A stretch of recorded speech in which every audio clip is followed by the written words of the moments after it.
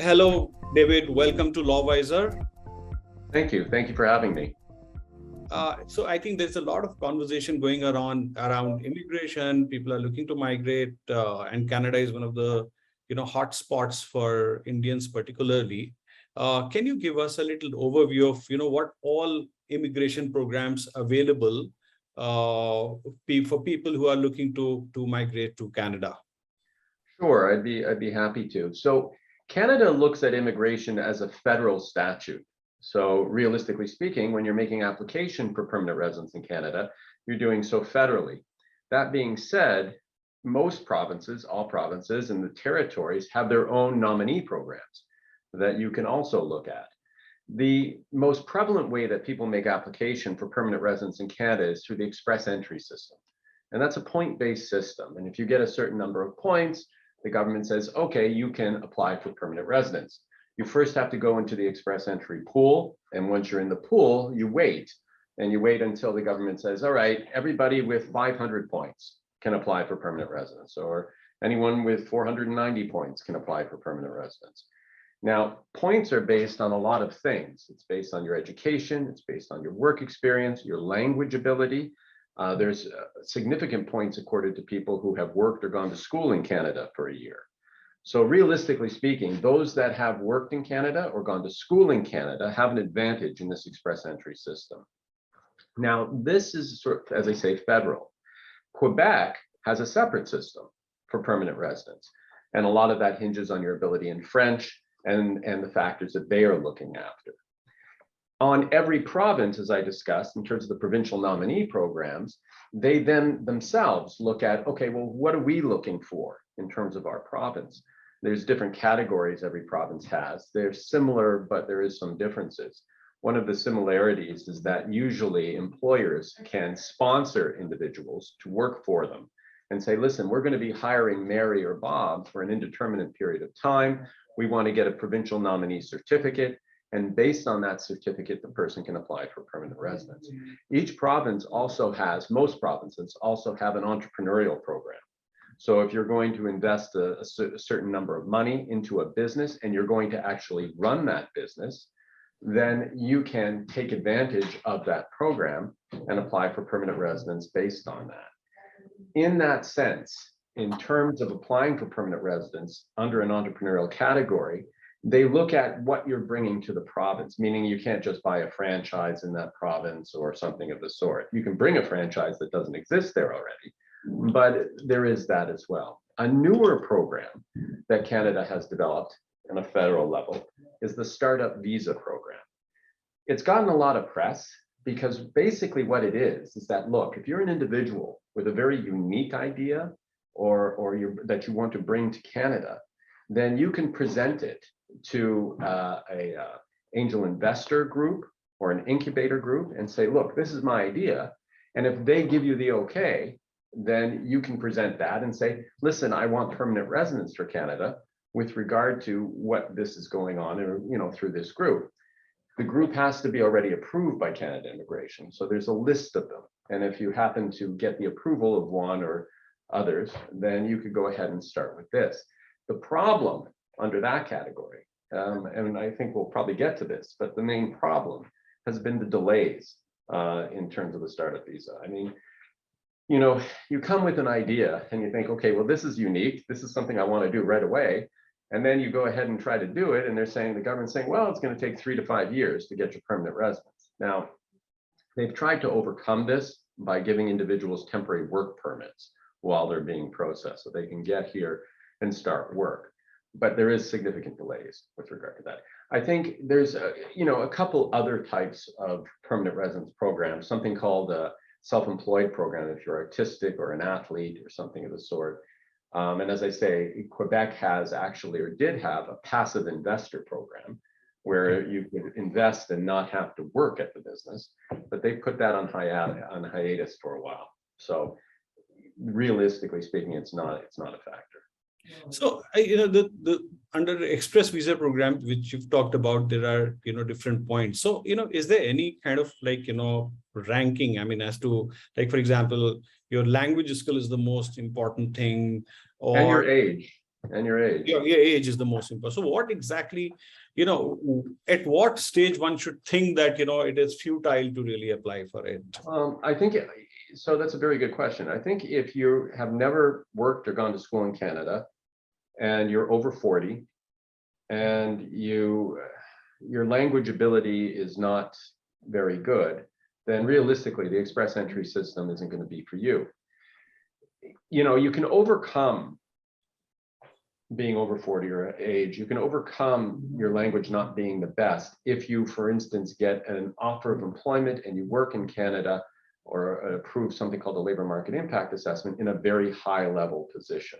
Then you get 200 points and it's, it vaunts you over in that kind of thing. But very few people do get that opportunity to serve as a CFO or a CEO or something of the sort. Right.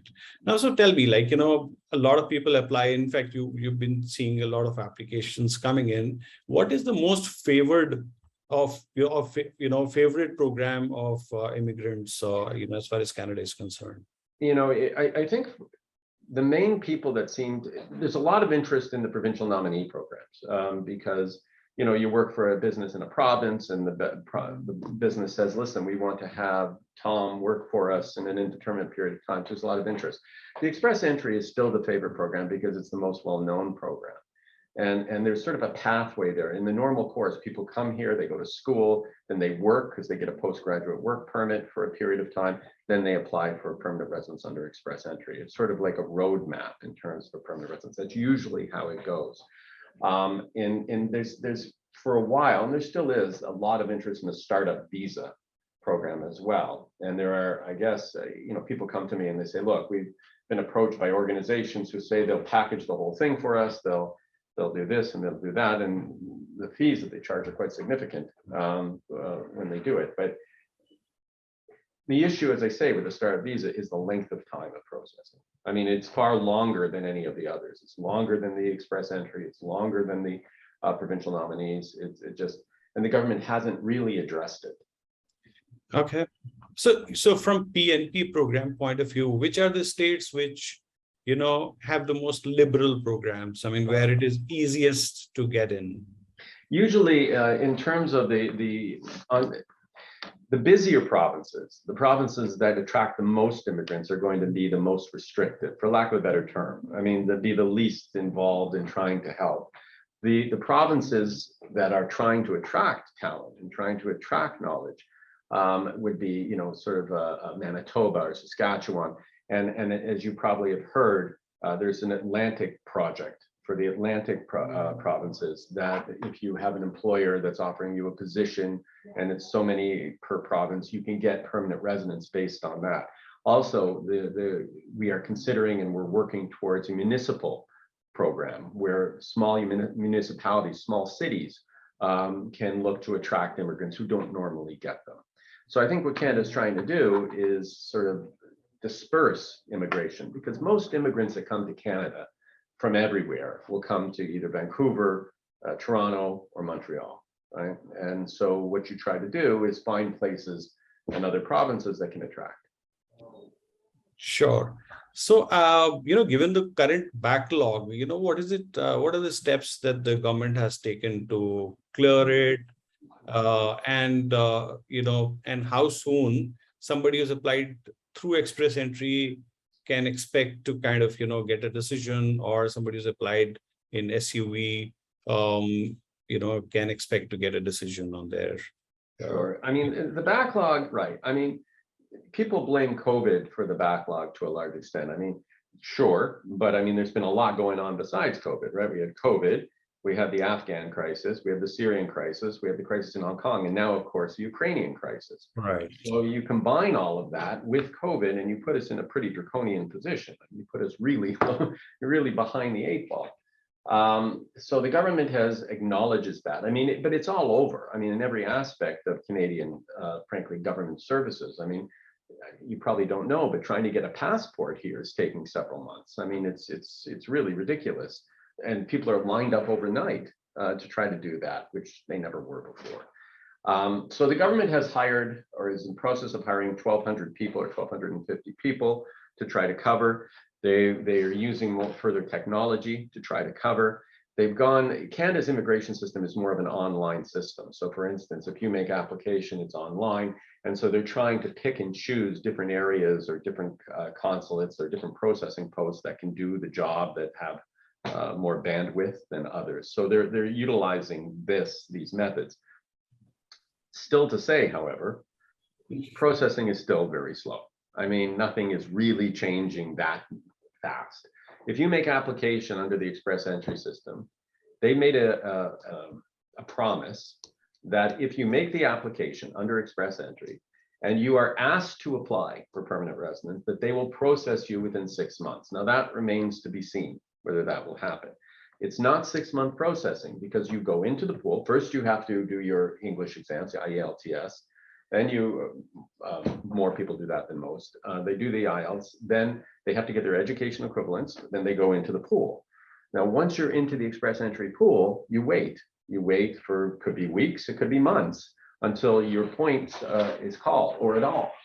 Also, I should point this out, the minister has given himself the ability to go away from the point-based system under express entry and pick people who are based on their occupation. So we could see in the new year, the minister saying, you know what, this call, this invitation to apply, I'm only going to include software engineers or tool and die makers or something. So they could do that and points go out the window. So you could be sitting in the express entry pool with 490 points thinking, oh, it's coming down, I'm going to get it next time. And then all of a sudden they say, we're doing software engineers and you're a tool and die maker or something of the sort. So it could be quite a while. So, but when they give you that invitation to apply, and after you get all of your documentation in, then ostensibly it's supposed to take 6 months. Okay, all right. And about SUV, you said 3 to 5 years. Yeah. Okay. I got nothing to say to you on that. Yeah. Yeah. So yeah. Now let me ask you a question. So what's your advice to people who are actually applying for the immigration? One thing I can very clearly see is that they have to have a lot of patience. I mean, if they have a lot of patience, then they should apply. Their English should be very good. If their English isn't as good as it could be, they should absolutely do what they can with regard to their English. Unfortunately, there's no way to get a time machine and make themselves younger. So there's no sense in doing that. If they have the opportunity to work in Canada or go to school in Canada, you should probably do that if you can, because it does afford you further points. Really, it's just that simple. I realize that's an easy thing to say and it sounds almost flippant, but it is the truth.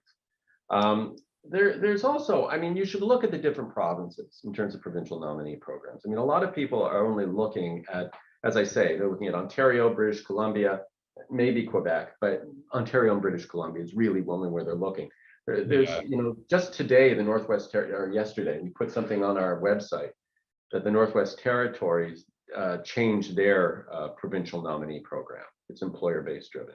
And there's a lot of employers in places like the territories, like the prairie provinces, like the Atlantic provinces, who are looking for skilled individuals and can't get them. I mean, the main premise in Canadian, and I think US as well, by the way, the world today in those countries is that it's tough to find skilled individuals. I think all employers are having a hard time with that. And when we get employers coming to us and asking, listen, can you help us bring in number of people, because we can't find anyone in Canada, we just don't have it in us here. And so I think that if you're a skilled person and you're looking to come to Canada, don't just limit yourself to the large major cities. I appreciate the fact that it may not be where you want to go or where you envisioned that you would go, but there's probably a lot of opportunity in places you wouldn't normally consider. All right, David. I mean, that was a pretty good advice. Thank you very much for your time today. Pleasure. Thank you for having me.